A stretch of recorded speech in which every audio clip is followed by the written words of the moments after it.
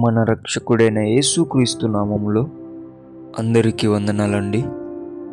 ఈరోజు దేవుని మాటలు ఇర్మియా గ్రంథము 9వ అధ్యాయము 13వ వచనము.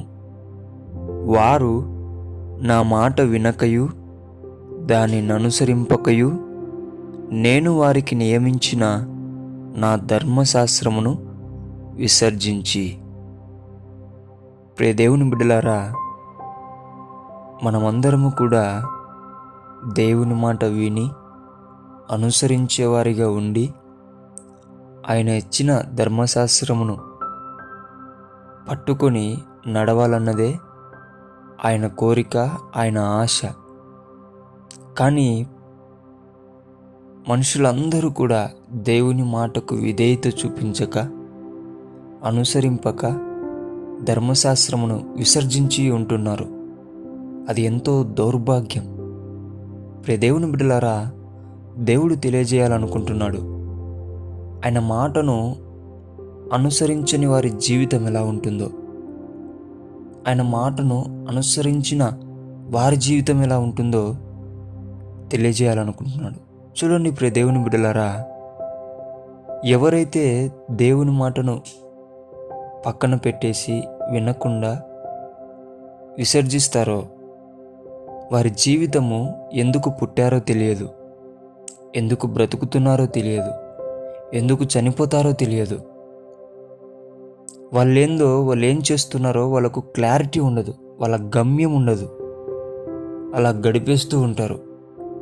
వీరందరూ ఎవరు అంటే దేవుని మాటను పక్కన పెట్టిన వాళ్ళను.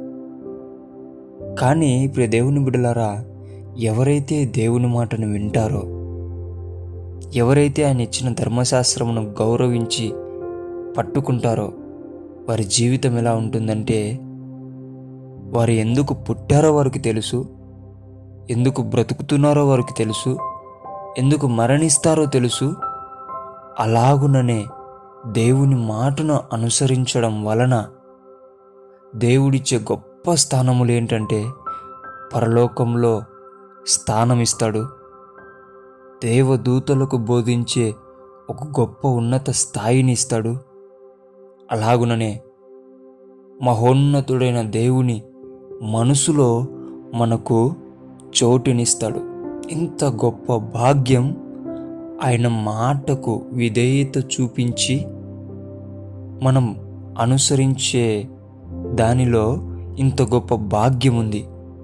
ప్రియ దేవుని బిడ్డలారా, ఆ మాటను వినక అనుసరింపకోకుండా, గమ్యం లేని వారిగా ఉండకోకుండా, గమ్యం తెలుసుకొని జీవించాలని, అలాగుననే ఆయన ఇచ్చే గొప్ప స్థానములందరూ పొందుకోవాలని దేవుని పేట మనవి చేసుకుంటున్నాను. దేవుడి మాటలను దీవించునుగాక. ప్రార్థించుకుందాం. యేసయ్యా, మీకు వందనాలు నాయనా.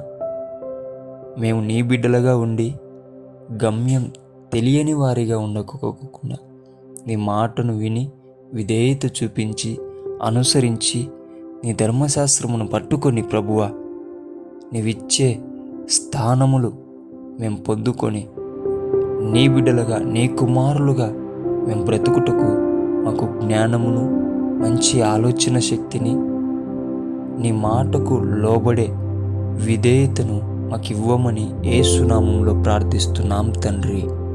ఆమెన్.